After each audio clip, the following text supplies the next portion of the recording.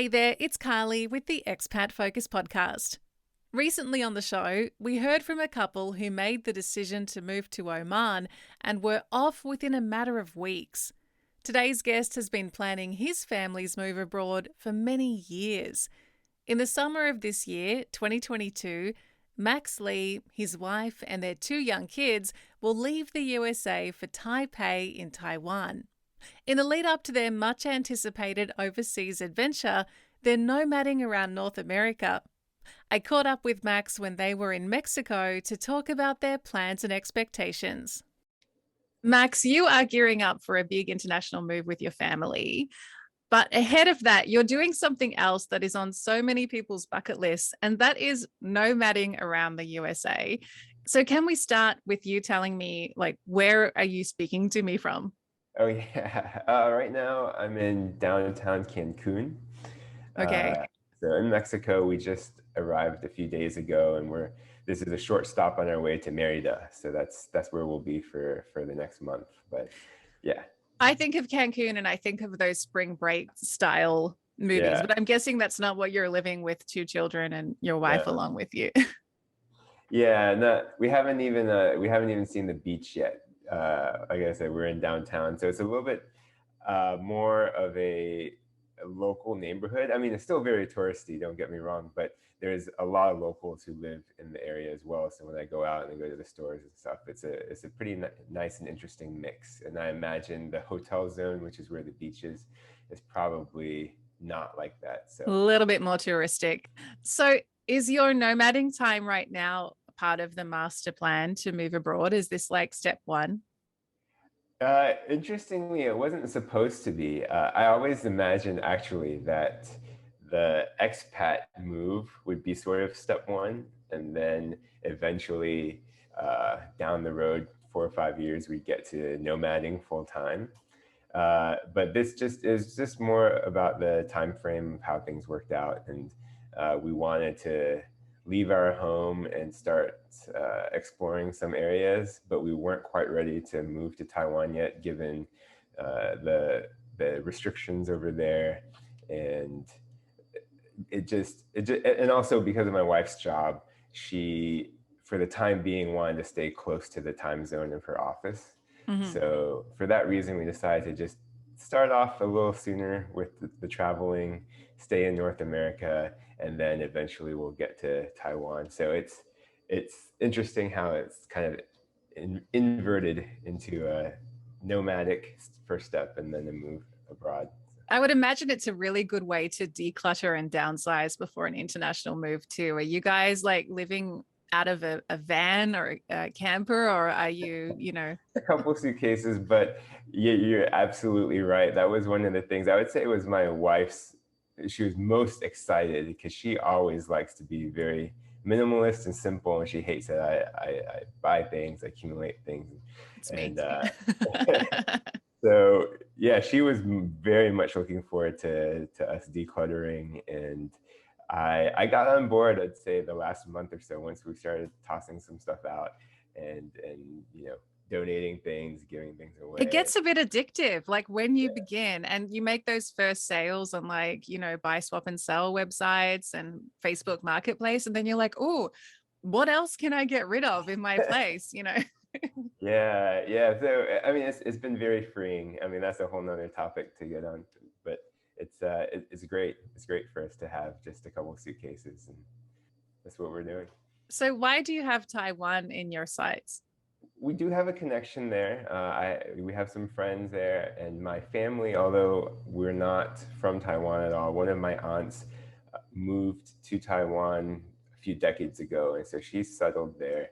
And so I visited her a number of times, and there's familiarity. But actually, what it is that we've always wanted to move to Asia. We've been talking about that for, I don't know, the last decade. And our sites were on Asia. We had a handful of cities, and I'd say when we got really serious about 3 years ago, we started really narrowing down which cities would be best, and we had sort of the Excel spreadsheet with you know points for different factors, And in the end, it was Taipei, Singapore, or Penang. And Penang is where most of my family's from. Uh, and yeah, we just felt like Taipei gave us the best balance of big city amenities, cosmopolitan feel, and a lot of the conveniences that come with big city living. But then also has a lot of outdoors, good balance that way, and beautiful nature, and then it's also affordable. So that, Penang is on one end of the spectrum of affordability, Singapore on the other, and Taipei was right in the middle. So I've heard Singapore is quite expensive, actually. yeah, it really is. I mean, of course, like anything, there are ways to live more affordably. Mm. Like if you're going the expat, quote unquote expat lifestyle, is very expensive there. But there are ways to save. We were looking at sort of the more local lifestyle if we move there. But like I said, Taipei just has the best mix of everything. We think. And you've been there before, you mentioned. So you're not going into this move completely blind, are you? Yeah, not completely. I mean, we've been all throughout Asia a number of times. So right before COVID, back in 2019, we did a mass tour of all of the cities, like maybe 8, 9 cities that were potentially on our radar for relocation. And so we got to spend a little bit of time in each one. And that it was that trip that really focused us in on Singapore and Taipei. And then in the interim, we kind of, on paper and such, we did a little bit more analysis before deciding on Taipei. And you did say in your email, actually, that you've been planning your expat journey for many years, which some would argue is a bit of a long time. So why has your plans to move abroad taken so long to eventuate? Why haven't you just like packed up and gone earlier? Yeah, I'm definitely a planner. I'd say I'm not as spontaneous when it comes to these big things, big life changes. So, uh, we thought about it, and I guess it has to do with our family being here in the States, and then also us having kids. Of course. So those Yeah. two things kind of delayed it a little bit each time. Although we did consider, before the birth of each of our kids, we did consider moving to give birth. My wife has uh, permanent residence in Macau. That's where Okay. she was born Mhm. before she moved to the States. So that would have been an easy place to move to, and it would have been extremely cost effective to have children there. But in the end, we decided that wasn't the right move at the time. And now we're very happy. I think we're choosing the place that we most want to be. And we could have kept putting it off, but it's one of those things where if you keep delaying it, it'll never happen. So Exactly. Time to dive in. And how old are your kids? How are you preparing them for this move? yeah, so our kids are 6 and 3. So the Okay. older one will be starting first grade in the fall, and that's part of the reason why we want to be there by then, is Mhm. so that he can start school there. We feel like it's young enough that he will be able to adapt to the language, because right now he doesn't have very much Mandarin speaking ability. Um, and so if he can get in there at least beginning first grade, it might be a difficult transition, but I think he can do it. And we also just felt like, the public schools, and we're enrolling in public school, not international or private. The public schools are, for certain subjects, are rated tops in the world. So we feel like that's another draw.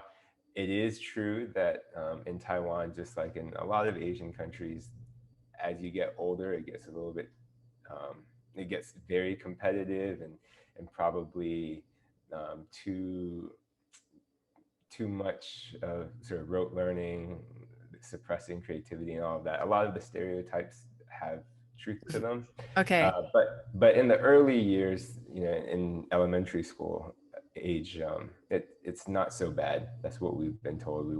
So we're happy to have him start school there, and we feel like, And move at this age. Yeah. yeah, and they'll get sort of the self-discipline and motivation that my wife did when she was in elementary school in Asia. And so I think it's a good way for them to start and get those skills, and then when we move, Take them we'll, back to the States and be top of the class. Or is that another stereotype? yeah, I mean, we have only one data point for that, but my wife, that's exactly what happened with my wife. Ah, okay, yeah. She Yeah, carried me well, to hey, school, proof and is in your wife's experience. yeah, yeah. And it's a really interesting point, actually, because this is a topic that comes up a lot in expat focus Facebook groups. Mhm. Parents looking to move to a new country with their young children and worrying about how quickly they will be able to grasp the language, how young, like what age is optimal to start at a new school and be that sponge that will just absorb the language and hit the ground running versus if they're a bit older, will they struggle more? That sort of thing. How old was your wife when she came to the States? And did she already know how to speak English? No, I think she was 12. I know it was seventh grade, and she did not have any English at all. So, and she moved to Miami actually. Oh, So wow. not only did she not have any English, but pretty much the language was Miami in Miami was Spanish. Spanish. Yeah. So she was really lost for a while, and but like I said, for her, she was able to adapt quickly, and she That's was. even more impressive. She ended up topping her school in Mhm, grades mhm, and didn't even have the local language. It's amazing. I yeah, think your kids are they're gonna be great. yeah. I hope so. And so, what have you been doing to prepare? You've been to Taiwan before, you have a family connection there, you have a plan for your oldest to start school in the fall. What else have you been preparing for arrival? Yeah, so I should mention one of the reasons why we kind of lean towards Taipei. Another reason over Singapore was the visa situation seemed to be a little bit more, well, I shouldn't say more straightforward, but just a little bit easier to achieve. And so like I said, I'm a planner. So we had sort of a plan A, B, C for Taiwan. And fortunately, plan A worked out, which was the Taiwan Gold Card, Okay, uh, which I've is, never heard of this before. What's a oh, what's a Taiwan gold card? it's Taiwan's version of sort of the professional, advanced professional sort of program to try and attract, Talent. yeah. Yeah. Okay. I'm a little bashful. I don't know Like how to describe it. highly skilled workers into the country. Okay, Max, what do you do for a living? Are That's you what a they surgeon? Are you going to tell me you're a heart surgeon? Is this what this is? are far from it, and I think I slipped under the radar somehow. But it's actually it's changed a bit over the years and how they review these applications, and it's actually gotten a little bit harder um, in the last couple of years. But one of their categories is arts and culture, and in sort of my former life, I was actually a musician, professional musician, about prior to 10 years ago when I started sort of the new business with my wife. And I was able to just sort of use my credentials from back then, as well as sort of get recommendation letters from the people I knew who were, I guess, the well known in their field. And so, yeah, I just applied for arts and culture. I thought maybe I had a 50-50 shot, and the Ministry of Culture accepted me. So, So I'm, you said you were a musician. Does that mean you're not technically an active musician now, or do you still have so I wasn't cred? for a long time.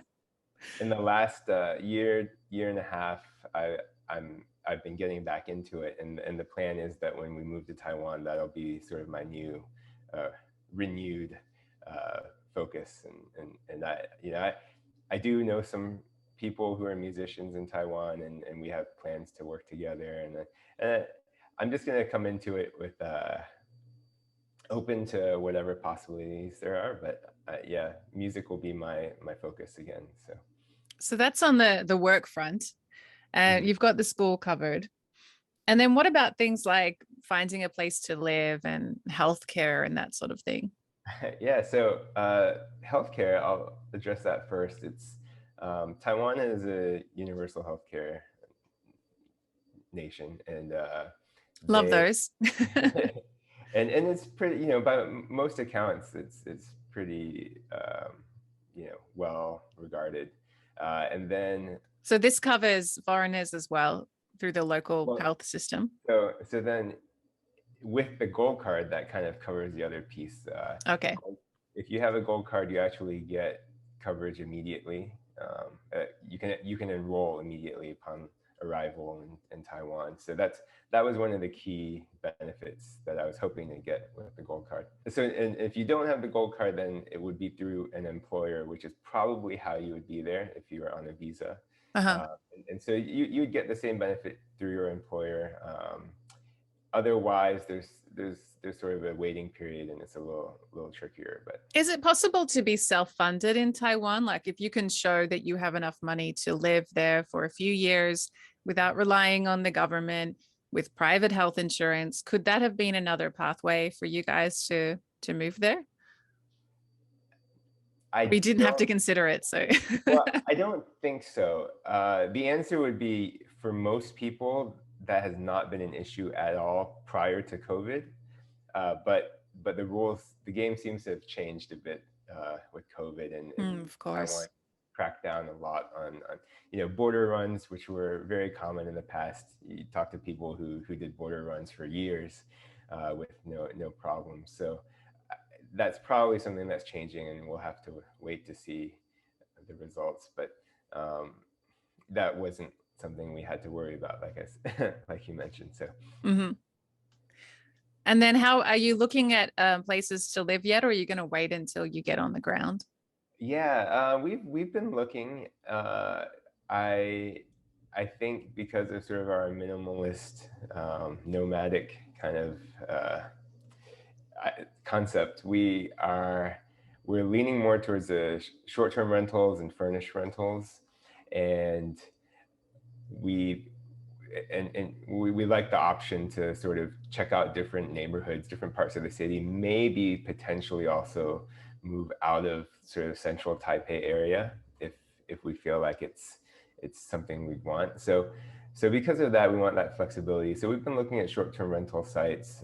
Airbnb is pretty common in Taipei, and then we also have sort of local connections as well. Facebook groups, there's a lot of those too. So there's a lot of different places you can look for this type of rental, and and I think we have sort of a few different options pinpointed, like specific apartments, but I'll probably wait a few more months before we lock it down.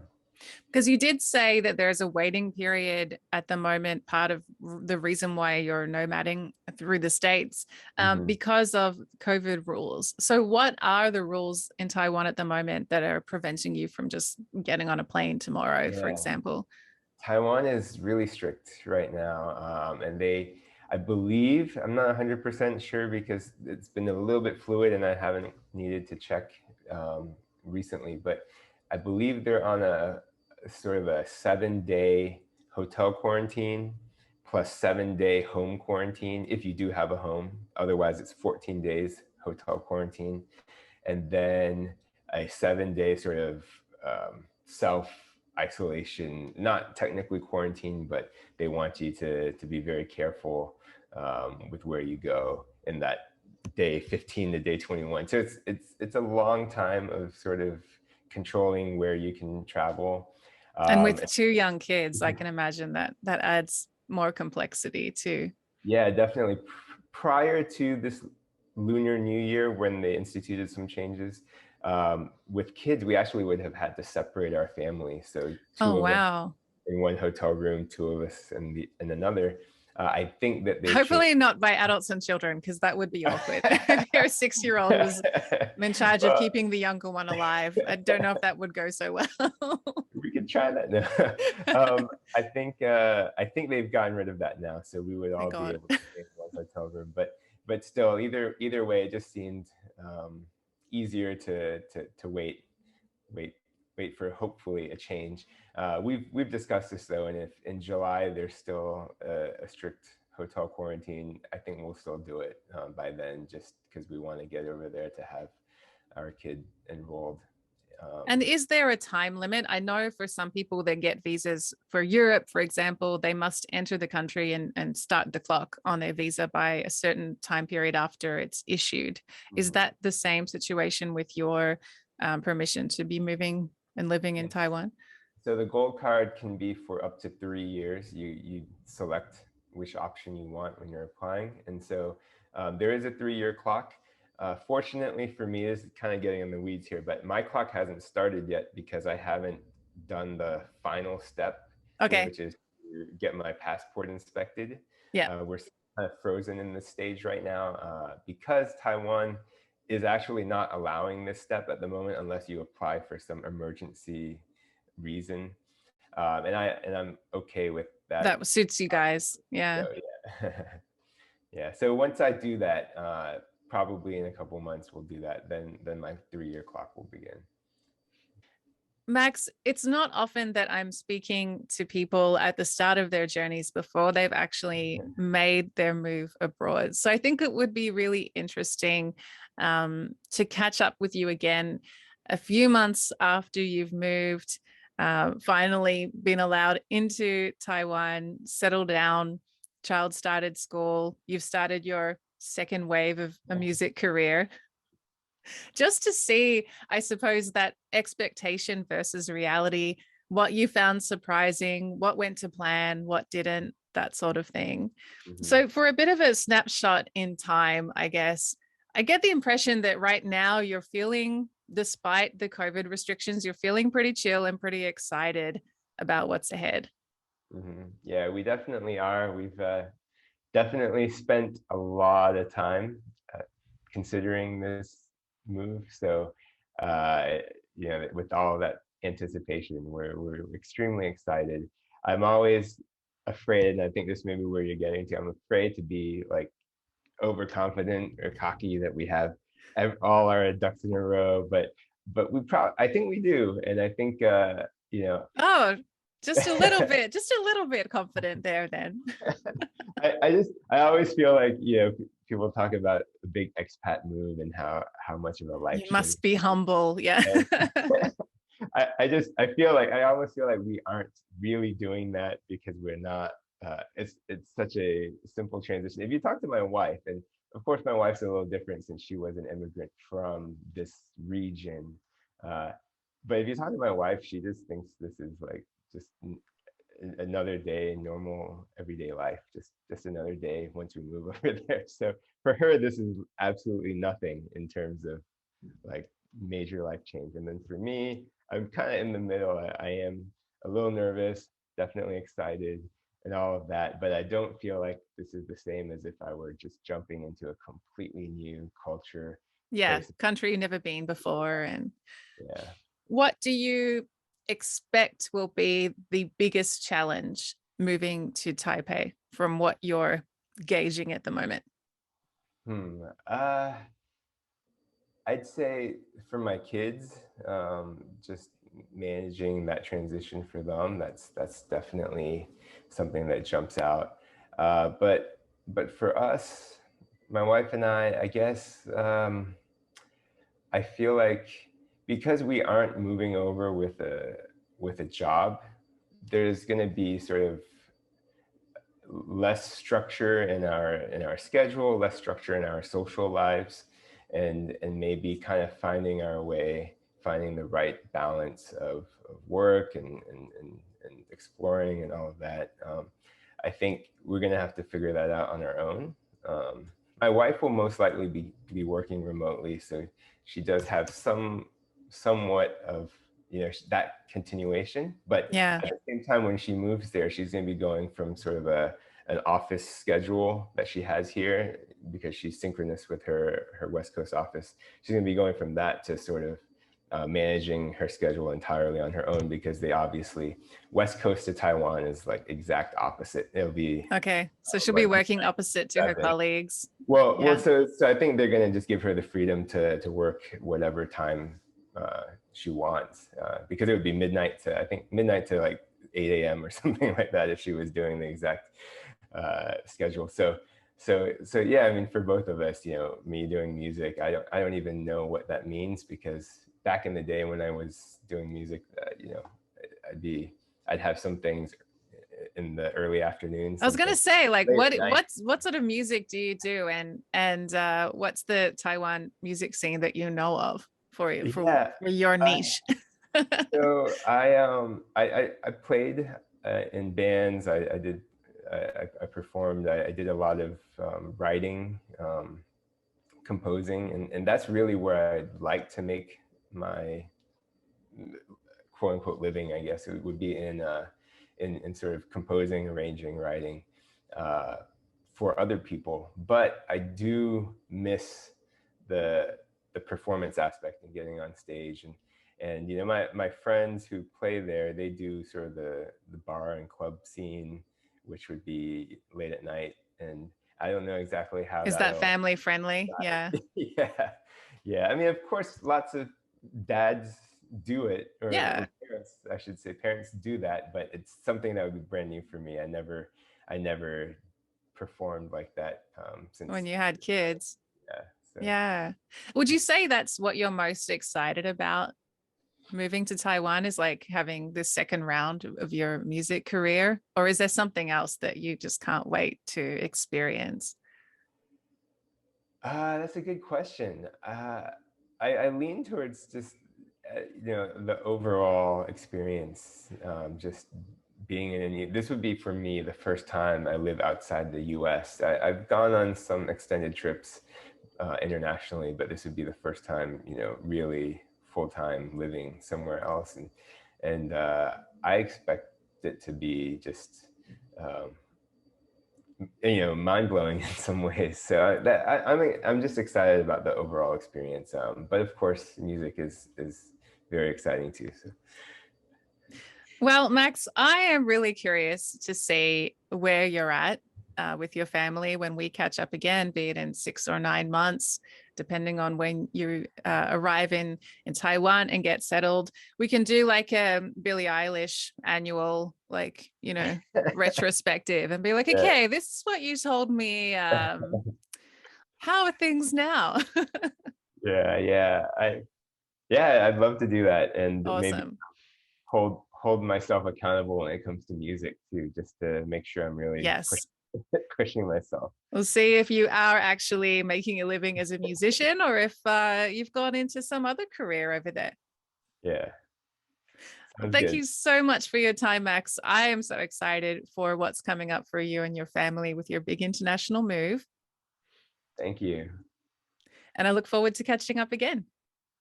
That's it for this episode. If you have any advice for Max and his family as they prepare for their Taiwan adventure, leave a comment on YouTube or you can post in our Facebook groups.